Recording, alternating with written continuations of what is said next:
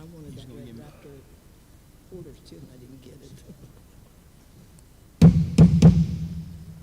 Call the August meeting of the Jackson City School Board to order. Roll call, please. McDonald. Present. Moore. Here. Harless. Here. Morris. Here. Smith. Here.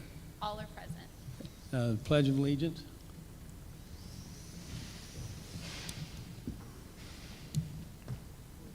I pledge allegiance To the flag of the United States of America and to the republic for which it stands, one nation under God, indivisible, with liberty and justice for all.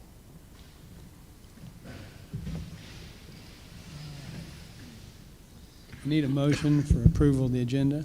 So moved. Second. Smith. Yes. Morris. Yes. Moore. Yes. Harless. Yes. McDonald. Yes. Need a motion for the approval of the minutes. So moved. Second. Smith. Yes. Harless. Yes. Morris. Yes. Moore. Yes. McDonald. Yes. The motion passes. We have no public participation, so we'll move on to the special state and federal program development. You have anything on that, Mr. Howard? Or? This is the opportunity for anyone from the public who wants to address the board at this time. And hearing none, I suggest we move on. Okay. We'll move on to the consent agenda. Okay, it is recommended that the board approve the consent agenda as follows. Item A is a resignation of Debbie Sturgill as a lunchroom attendant. Item B, recommend that the board award a one-year contract, limited teaching contract to Abigail Duffy as the guidance counselor for Jackson Middle School. Item C is a recommendation that the board award one-year contracts under 047 agreement to a whole list of parapros and aides. Item D is a recommendation that the board employ the following individuals as certified subs for the upcoming school year, sub-teachers, that is. Item E is a recommendation that the board approve the following list of supplemental contracts, and those are as noted below. Item F is a recommendation that the board approve the following classified substitutes for the upcoming school year. There's 4 or 5 of those individuals with the positions noted. Item G is a recommendation that the board approve Alicia Mannering as a volunteer. Item H is a recommendation that the board approve a whole list of latchkey personnel. There's a lot of those individuals with the hourly rates as noted there. Item I is a recommendation that the board approve the latchkey rates for the upcoming school year. Item J, recommendation that the board approve the latchkey handbook. Item K, a recommendation that the board approve Lori Moore to provide CPR training for the district at the rate as noted. Item L, a recommendation that the board pay $5 per hour stipend for students working in the special education job placement program. Item M is a recommendation that the following individuals be appointed as compliance coordinators. We have Scott Lowe, Debbie Crabtree will fill in for those positions. Section 504 compliance, Titles 9 and Titles 4 and 6. Item N is a recommendation that we approve the Special Education Committee.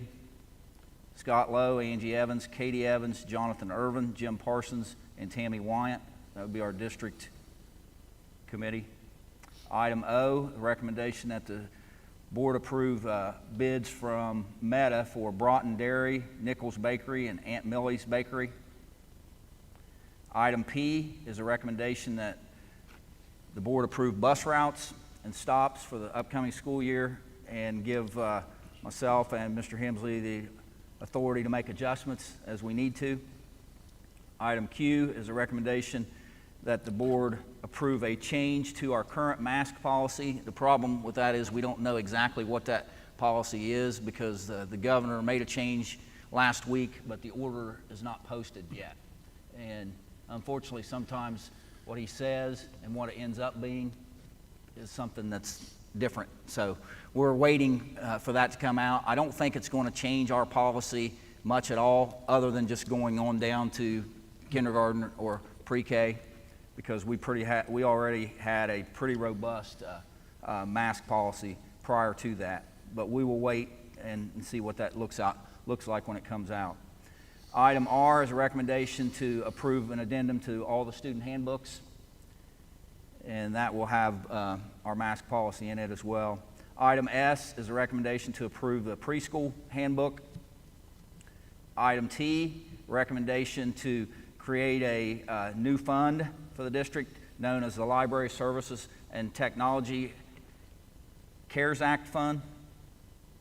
Item U is a recommendation that we approve the Jackson Volleyball Support Group as a support group for the upcoming school year. Item V, recommendation that the board approve contracts with the Jackson County Sheriff's Office to provide school resource officers for the upcoming school year.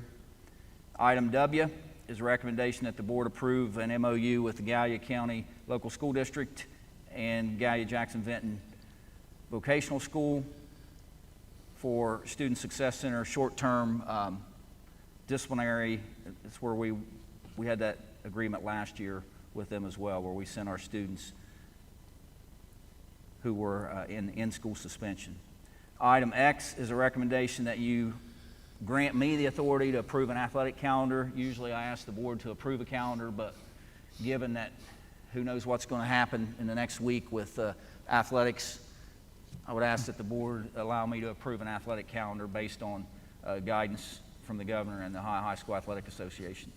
And that concludes the consent agenda. Are there any items that need removed for separate consideration? I have a couple of questions. Okay. How many school resource officers will we have? That will be for the middle school and for the high school. One for the middle school, one for the high school. So Deputy Lusk will be here and someone else will be at the middle school?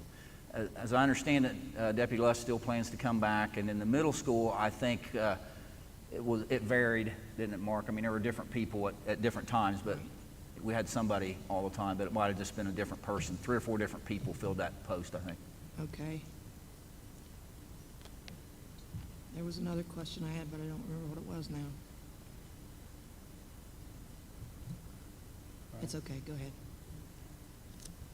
No other questions or discussion there, Ms. Strauser? Need a motion to approve in a second. I'll make the motion to approve the consent agenda. I'll second. Harless. Yes. Morris. Yes. Moore. Yes. Smith. Yes. McDonald. Yes. The motion passes. Under new business, need to approve the OSBA delegate and alternate, Yeah. and you have who we sent last year, Mr. Howard. I don't remember who held those positions last I year. believe it's Ms. Harless was the delegate and I was the alternate. I'm fine with that if the two of you want to return in those capacities. Is that all right with everyone else? That's fine. Is any- So I would recommend then that Ms. Harless be the delegate, and we'll have Mr. McDonald be the alternate. Okay. Need a motion on that? So moved. Second. Smith. Yes. Moore. Yes. Harless. Yes. McDonald. Yes. Sorry. Dr. Morris. Yes. And move on to the financial report. Mrs. Strauser? Just one item on the financial report tonight. It is the treasurer's report for the period ending 7/31/2020. Need a motion to approve. So moved. Second. Smith. Yes. Harless. Yes. Morris. Yes. Moore. Yes. McDonald. Yes. Information discussion items, Mr. Howard. Okay. Let me skip around here a little bit if it's all right, because a couple of these might take a little longer than others. But item B here, just want to make sure that the board is aware that what this is making it known to you that we are going to take over the aides that were out at Hope Haven. We have a lot of students that are out at Hope Haven, and in the past, the ESC, those aides have been hired through the ESC, and they've governed that. We just feel like that moving forward, we had a meeting last week with Dr. Shockley that we need to take that back over in-house here. So Mr. Lowe will be overseeing the aides out there that are dealing with our students. Gives us a little better oversight and gives us better control financially over what's going on out there. So you just approved a whole list of individuals there. Those were our aides that were out there. And the differences are that under the ESC, those individuals were allowed to work up to 30 hours a week. Under our union, they will only be allowed to work 24 hours a week. I do believe that our pay scale is higher, and so I think that financially they'll come out about the same, because they'll make a couple dollars more on the hour by being our employee, but they'll only be able to work 24 hours a week as opposed to 30. And they've been made aware of that. So I want to talk for a second about open houses. You know, the goal is to try to keep from having too many people in and out of the buildings, and to open up our buildings and have all those people come in. You know, here we would always have a freshman orientation, and the place would be packed. We would have, all of you have been to our elementary buildings, and for 2 or 3 solid hours, there's people just in and out. Middle school, the auditorium would be packed with 6th graders coming in. We're not going to be able to do that this year, and to do it safely, because you just can't keep a lot of structure when that's going on. What we are going to do is by the end of the week on Friday at 3 o'clock, all of our building principals will have a video that will be uploaded to the website, and they will cover all the things that are going to be different in their building this upcoming year on that video. So I plan to send out a robocall probably tomorrow to let people know that they can check out the district website or building websites to see the videos of our principals. And then if they have questions after that, of course, they can contact the buildings and they can answer those questions at that point. Sports, who knows what's going to happen with sports. You know, even the major colleges are canceling their seasons, the fall seasons. I think the Big Ten did it today. The MAC did it over the weekend. I don't know if that's going to have a trickle-down effect to the high school level or not. So we're kind of in a holding pattern there. I have heard that the governor is going to make some kind of a big announcement later this week about sports. So who knows what that is. I mean, it could be that the contact sports will be canceled. That would, I think football and soccer fall into that category as described by the High School Athletic Association. They could cancel the contact sports and let the other ones go on. They could go ahead and just cancel all of them. I mean, who knows what's going to happen there, but I just wanted to make sure that people understand that we don't know. I mean, I'm getting calls every day and questions about sports, and we do not know the answer to that. As soon as we know, we'll make sure that we get the word out.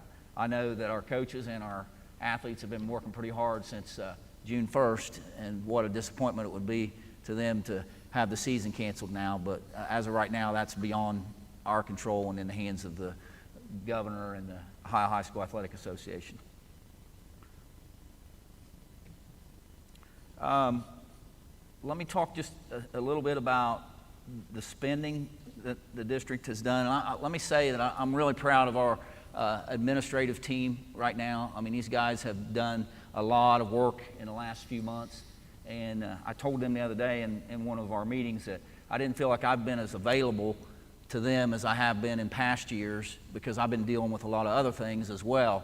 So they have, Mr. Hemsley's done a lot of that stuff that I would normally have taken care of myself, but he's had to do a lot of my job here in the last few months, and the principals have done a great job.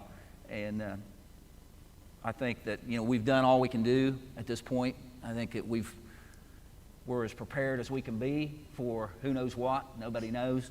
But I just want to commend our administrative team for the job that they've done getting us ready to come back to school. And some of the things that we've spent money on, as you know, there's CARES money that came to the district. We have, a couple of months ago, you guys approved one order of $105,000 for masks for our students in the district. We've purchased shields for certain people within the district. And I'm going to move around here for a second because I want to show you some of the things that we've purchased.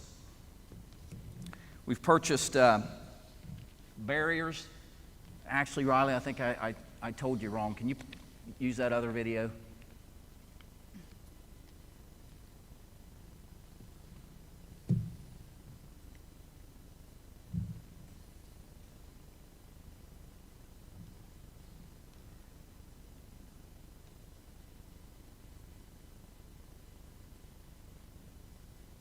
Hi, this is a quick demonstration of our Pack and Go system, developed by teachers and manufactured in the U.S. The system is flexible and lightweight. It's easy to set up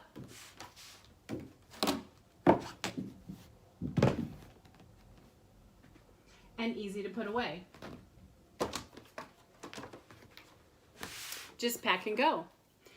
If you need any additional information, give me a call at 330-526-0520. Thank you.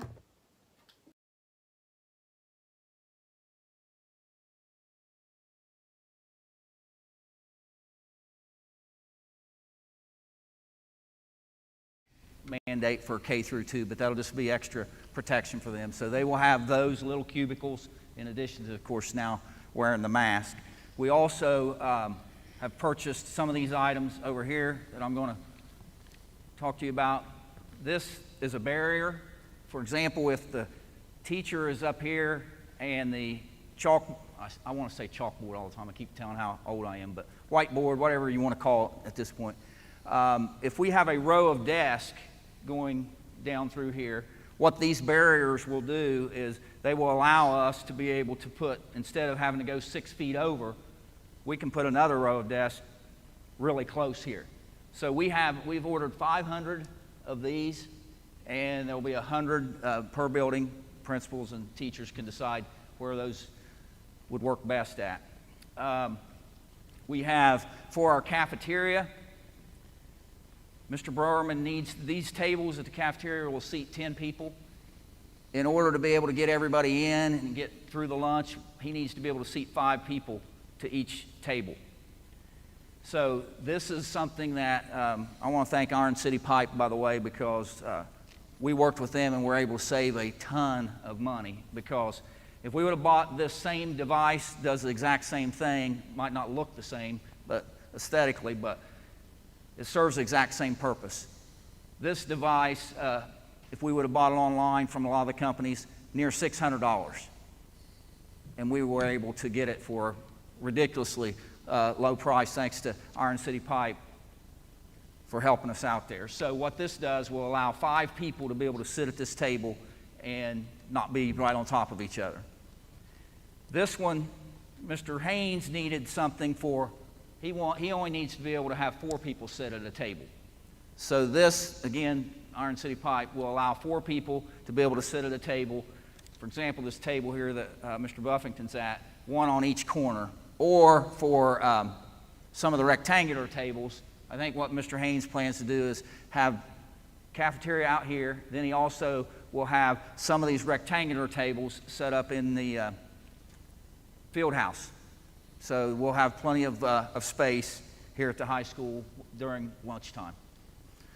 Then we also have a lot of these that our people made these in-house. Now this is the good stuff here. This stuff's really expensive. If you buy this off of a company, it's $100 for this one little sneeze guard, at least $100. Our people, Jerry Mullins and our guys made these. We bought the big sheets, and we probably made, 50 or 60 of these throughout that we've passed out throughout the district. All of our secretaries will have them. Be a good use for speech, some of those one-on-one settings where the child's on the other side, the teacher's on this side. You can slide papers underneath. So our people did a lot of that stuff in-house. And then just with cleaning supplies, this is what is known as a BP mister that you've heard us talk about on several different occasions. When we had our staff meetings up here at the beginning of just a month or so ago, in between sessions, one of our custodians took this little device here and he went through and he sprayed this entire section of bleachers, and within 5 minutes we were able to come and sit on them. So it allows us to do a lot of work in a short amount of time. And we've got 7 of these ordered for the district. I think only 3 of them are in right now. I hope to get the rest of them before school starts. But 2 of these will be down at the bus garage. So our buses will, at the end of their morning route, will pull in. They'll be able to disinfect their buses real quick. And we can also use them in the classrooms here in the evening. All of our buildings will have one of these backpack devices here to go through and sanitize. I can't tell you how much Clorox wipes and disinfectant and all of those things that we've bought.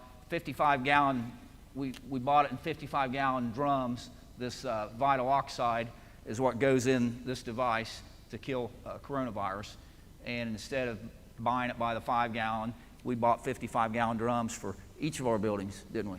So that we wouldn't have to, come to one site and get a 5-gallon bucket of it and carry it back and forth. So each of our buildings has their own 55-gallon drum of that. All these different kinds of cleaning stuff, hand sanitizers. We've spent a lot of money on hand sanitizer, both the stations and the stuff that goes in the stations. We've purchased thermometers. Some of the other purposes of our CARES money will be for our bus drivers are going to be putting in extra time because they're going to have to disinfect their bus in the morning after the route and in the evening again before their next morning route. So we will have to compensate our drivers for that additional time.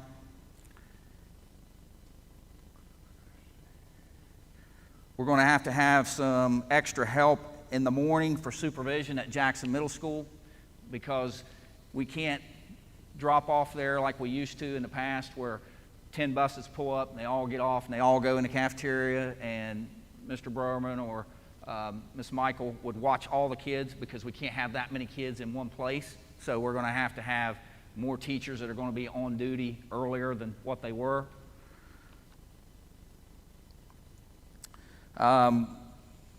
The online education of our students, professional development for our staff. We had professional development all throughout the last month or so. We plan to use some of our CARES money for that. We've also, throughout all of the buildings, they've got different signage that they will have displayed to remind people to keep 6 feet apart and so forth. The lanyards that we're purchasing for all of our students. We will have a big cost for food service with our disposables because we're going to use a lot of disposable items, and that'll be a huge cost that we're not accustomed to. Technology, we've spent money on Wi-Fi and our hotspots in the parking lots. That will be costed out for CARES money. Another thing is if we're allowed to have sports, we're probably going to have to take more buses because we can't put as many kids on a bus anymore as what we used to, so we'll probably have to take more buses to sites, and we can offset some of the cost of that because of the coronavirus. So we can use some of our CARES money to help with that expenditure. And then also just to subsidize our athletic department in some cases. I mean, if we do get to have sports and we're only allowed 20% capacity or something like that, you talk about, we've worried in the past about our athletic department running in the red, and it's always pretty close whether we can run in the black or not. But we've had to subsidize $20,000, $30,000 one year. Before most of you, except Alice, was on the board, we had to subsidize $60,000, I think, one year. But you haven't seen subsidizing until we don't have a couple of these seasons, or we're only allowed so many people in the place, because the cost of having the contest, the cost of the transportation is going to be even higher, but we're not going to have the revenue coming in for it. So if there is CARES money left, we would be able to utilize it to offset and subsidize the athletic department if we need to. And with our online program, that's an expenditure that we didn't expect to have. We've got about 420 kids that have requested to do their education online throughout the district. It's about 18%, I think, thereabouts, of our population. And from talking to other people, it seems that anywhere from 20 to 25% is the norm. So I thought it was a little high until I talked to other people, but I know lots of superintendents that said they'd be glad to have 18%. So you have to have a way to educate those students, and we met with our teachers, with our teacher union last week, and I want to thank those guys for, I think we've come up with a plan for how we can do that and save the district a pretty good chunk of change that we were expecting that we were going to have to pay out. It's still going to cost us something, and it's still money that we weren't planning on spending, because if we weren't having to provide that, we wouldn't have that expenditure. But it's still a whole lot better than what we thought we were going to end up having to spend on it. Let me talk a little bit about today. The governor spoke, and he had 3 doctors that he gave some time to, and every county is going to be a little bit different as far as contact tracing and who has to be quarantined and who doesn't. But this doctor gave like 3 or 4 really, really good examples. And I want to play that video and show you who has to be quarantined, who doesn't. And again, that can vary a little bit here in the county because every county is a little bit different. But it really matches up pretty well with what Kevin Aston and I had talked about earlier. And I get a lot of questions about that. For example, Kim comes to me and says, hey, I was around Brian, and he doesn't have COVID, but he was around Mr. McDonald, and Mr. McDonald had it, so I guess I need to be quarantined. No, you're one person removed from that.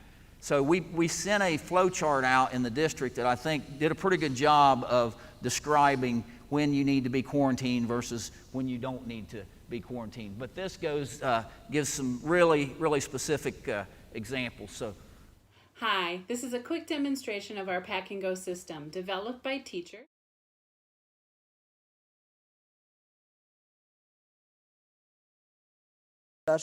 I know that you've been working with physicians at Dayton Children's to develop a protocol for how schools respond if and when COVID appears in their schools. So first of all, thanks for joining us, but I wonder if you could kind of maybe run through some examples of how schools should react, kind of maybe a drill, so to speak. You got this circumstance, and then how does the school react to that? So thanks for joining us. Thank you, Governor. It's a pleasure. And I'd like to echo the comments of my colleagues. They're very important, that the best things we can do start at home in showing our kids how this can be and how predictable we can make it. So I appreciate the question. We have some slides that I'd like to show you.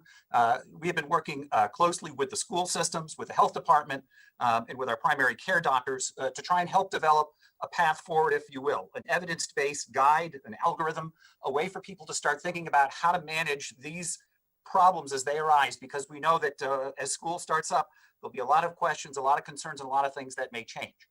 This slide is part of our algorithm, and so my intention is not to walk through this in great detail, but just to highlight a few things for you. The first is, if you look at the top left corner, the box is where people start, which is, have you been exposed to somebody with COVID?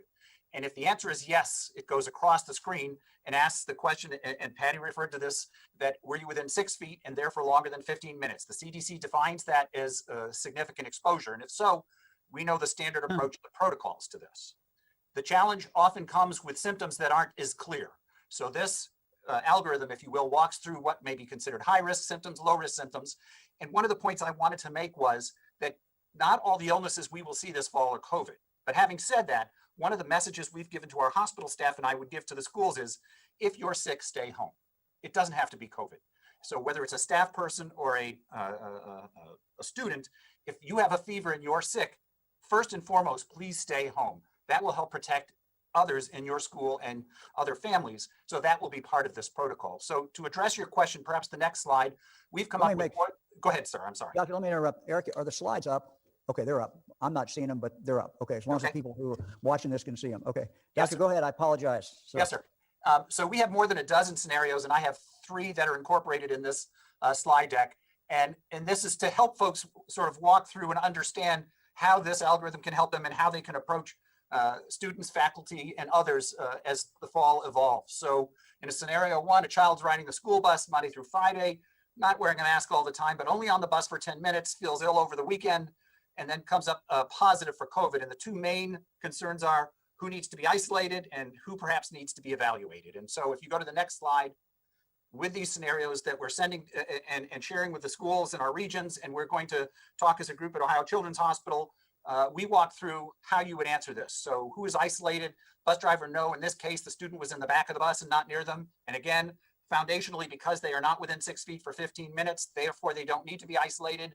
Again, if the students were around them for less than 15 minutes and more than 6 feet, then there is no need for isolation. But I would point out that we assume when a family member is positive, whether you have a positive test on other family members, that we treat the whole family as if that's a significant exposure and they are positive.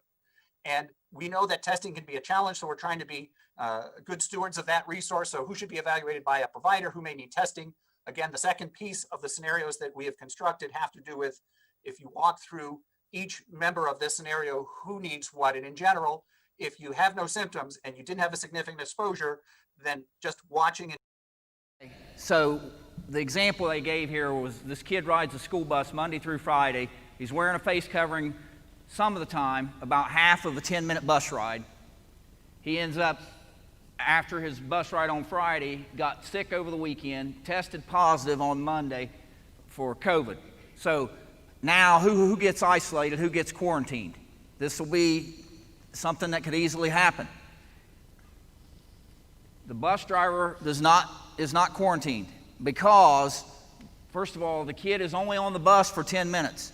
He just established that close contact is 15 minutes, being within 6 feet of somebody for 15 minutes. So the bus driver is not quarantined because the duration of the exposure was less than the 15 minutes. The students that were sitting near the kid, they're not quarantined either because the kid was only on the bus for less than 10 minutes. So all these cases that everybody hears about, well, I was around somebody and they had it and so I got to go be quarantined or I got to go be tested. No, the professionals, and this is from Children's Hospital specialists, those kids, even the ones that were sitting near this child, would not have to be quarantined because the kid was only on the bus for 10 minutes.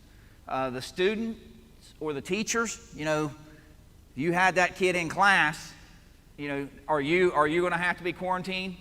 Only if you were in contact with him for more than 15 minutes would you have to be quarantined.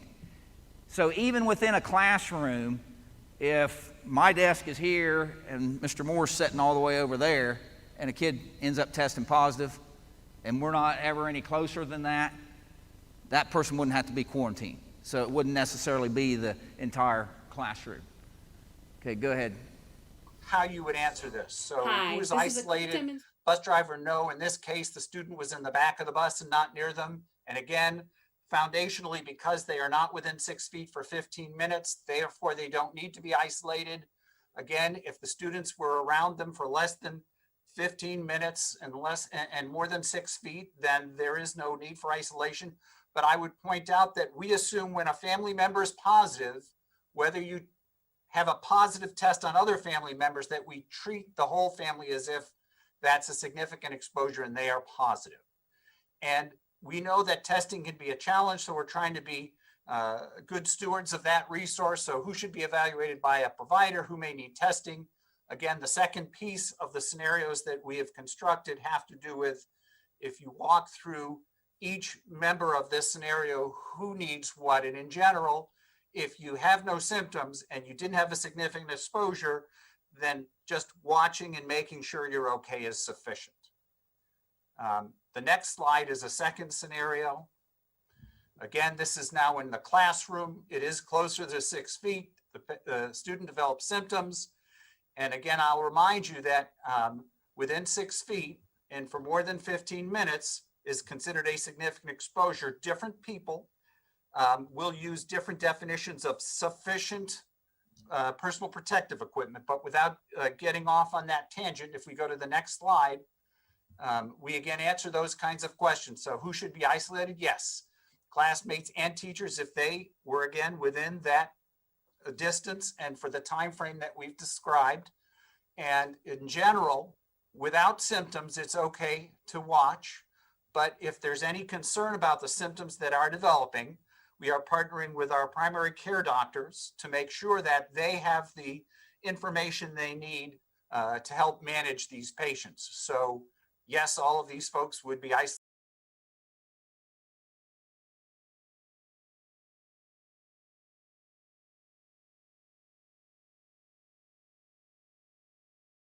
Okay, in this case here, the kids that were within 6 feet for more than 15 minutes will have to be quarantined. The teacher would have to be quarantined. And one thing I want to point out here is that they're saying that the family members of that child would have to be quarantined. So if anybody in the family has it, then that family is quarantined. So if you're a student and mom or dad has it, you're quarantined. You got to stay home. Because they were in that 6 foot and 15 minute mark. And depending on their symptoms, depends on who would move forward with more of a healthcare evaluation. The final scenario, we're going to talk a little bit again about what has come up before, which is how does this work as far as sports are concerned? Once again, there are basic tenets that we're going to. The student participates in volleyball. They have face coverings at the beginning, at the end of practice, but certainly not during practice. If they're closer to 6 feet and the teammate does end up with symptoms and a test is positive, how do you handle this? So again, the questions are, who should be isolated and who may need further evaluation? If you go to the next slide, the team that was close to this person would need to be evaluated since that test is positive. Another one of the take-home messages, though, is that if you are in contact with a contact of somebody who had COVID, so it's once removed, that person does not count as somebody who has been actively exposed to the infection. So I think it's important to note that in that last example, the volleyball, the whole team and the coach were going to have to be quarantined because they'd been around each other all of that time.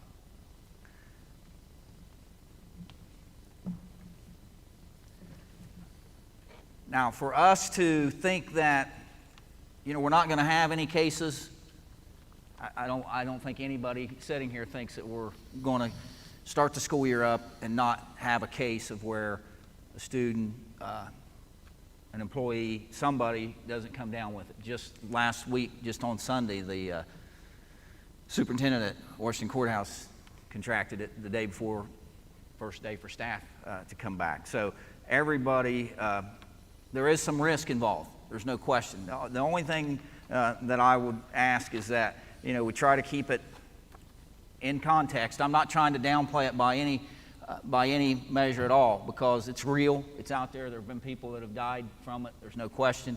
But in Jackson County, at least right now, we've had 70-some cases. There's 33,000 people in Jackson County, and we're in the 70s. I don't know how many active cases there are right now, a handful of active cases. There's a risk involved in every single thing that we do. There's a risk to not bringing our kids back to school. So I just want everybody to try to keep things in context. It's probably at some point there are probably going to be some people that are going to possibly contract it. Hopefully they'll be asymptomatic and won't necessarily experience the symptoms of it.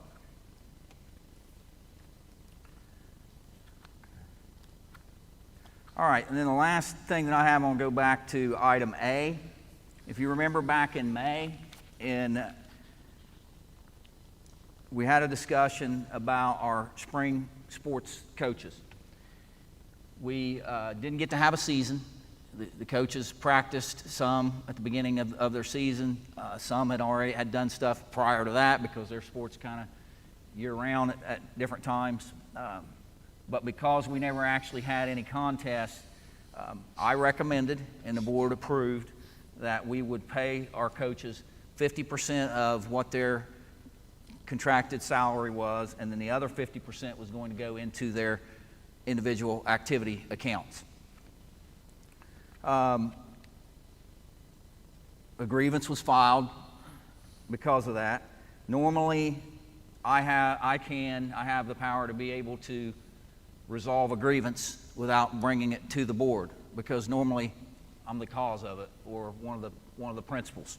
But in this case, because the board acted, even though it was on my recommendation, I don't have the power to be able to resolve the grievance. It has to come from you. Or you can choose to go ahead and go to arbitration. But the grievance was filed. I denied the grievance. So the union has decided that they would pursue it on to arbitration. After thinking about the matter more, I don't want to spend money going to arbitration for this. I think we'd have a pretty good case if we go to arbitration, but I've lost cases in arbitration that I thought we'd win, and I've won some that I thought we would lose. You never know how arbitration is going to turn out. But what you spend on attorney fees is wasted money in arbitration, especially if you don't prevail. So in order to resolve this grievance, talked with the union on a couple of things. I'm going to recommend that, and we can have a discussion about this if you want, that the 50% of the money that we put into their activity accounts, that we give that back to the coaches. We take that money out of those student activity accounts and give it back to the coaches. Now, you guys will get to vote on that, and you can say, no, we're not going to do that. We'll just go ahead and go to arbitration. That's up to you. You can make your own individual decision about that. Are there any questions about that? If you put that money back, you're paying them 100% of what they would have gotten. They didn't work 100% for it. Well, at the time when I made that recommendation, I felt good about that recommendation. I still do. I still think it was the right thing to do, but I'm looking at the overall picture in terms of the district spending excessive money. I know sometimes you have to do that because, sometimes you just have to take a stand on certain matters. I think that was fair at the time. I didn't expect to get a grievance on that issue. I really didn't think we would, but we did, and we are where we are at this point. So how do they justify wanting 100%? Well, they felt like that, in their words, it wasn't their fault. The season was cut short. The governor came in and shut the season down, so it wasn't their fault. They had a contract, so they feel like that they should have been paid 100% of the contract. That was their argument for the grievance. Any other comments or questions about it? I will say the treasurer was contacted by one of the spring assistant coaches, or not assistant coach, one of the spring junior high coach, and that coach has asked to have her 50% moved from the track account, because she coaches track and cross country. If you remember, in the spring, I think there's like 6 different track coaches. You got varsity boys, varsity girls, a couple of assistants at the high school, and then 2 junior high. So there's 6 different coaches at the track level. So if half of 6 people's pay went into those student activity accounts, That's a pretty good chunk of money that track would have. She coaches cross country also. Cross country doesn't have any money in their student activity account, so she just wanted to make sure that her money, her part of it, could go into the cross country, because it really doesn't make sense for track to have 6 of those going in and cross country to have none. So other than that particular coach, the rest of them are requesting to have their money be paid to them at 100%.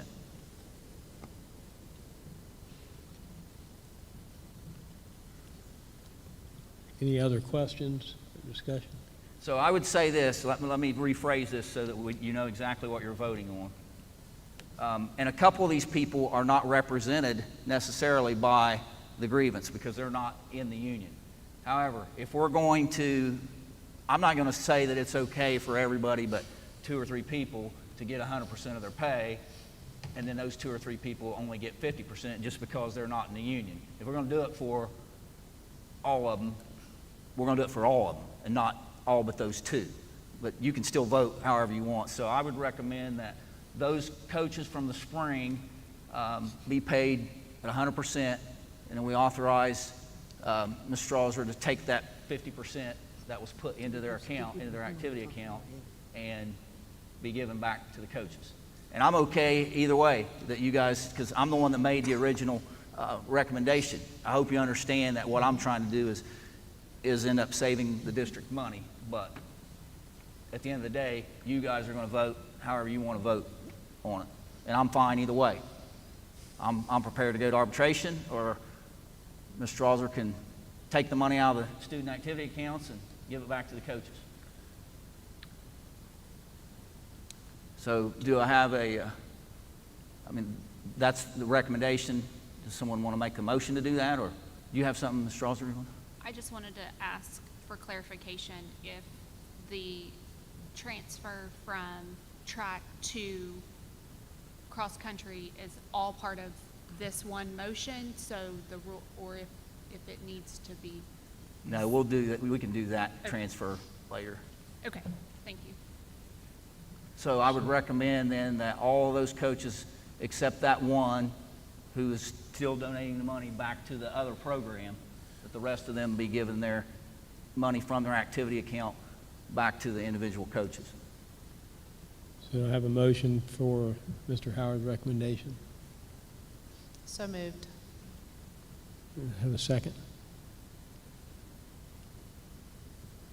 I'll second the motion. Harless, Yes. Morris, No. Moore, No. Smith, No. McDonald. No.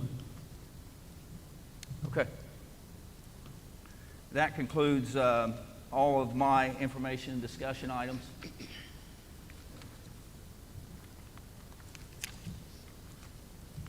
We'll move on to closing items. Are there any closing items from board members? Yes, I have a couple things.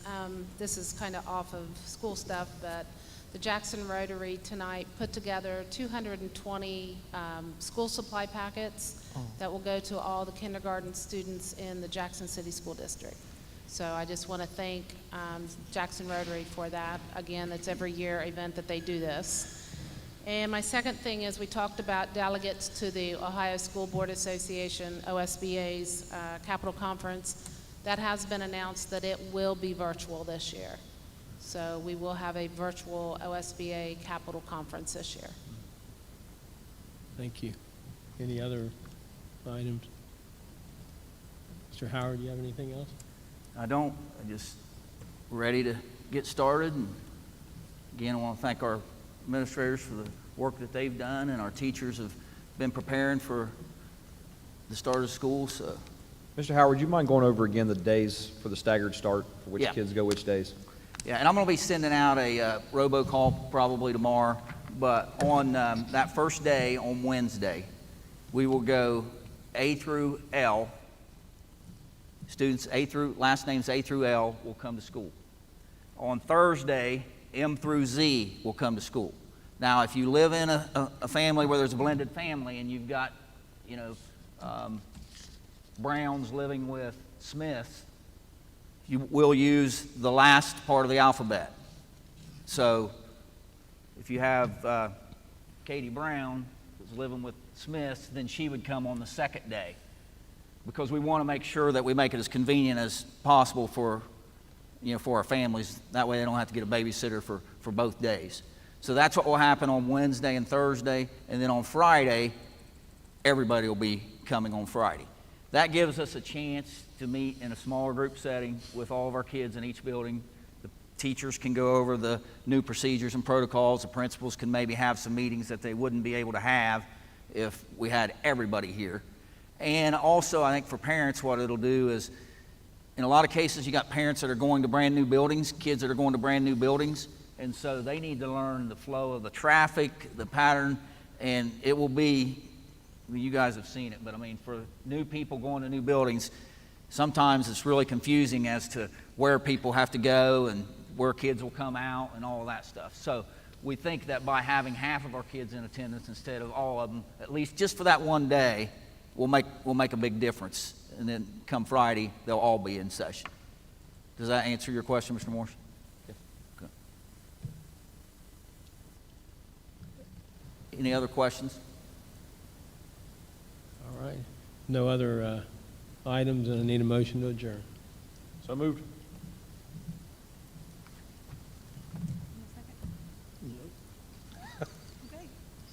I can have a second. Somebody say. Need a second on the motion to adjourn. I'll second. You want to stay, aren't you? Okay, we're good. Meeting's adjourned.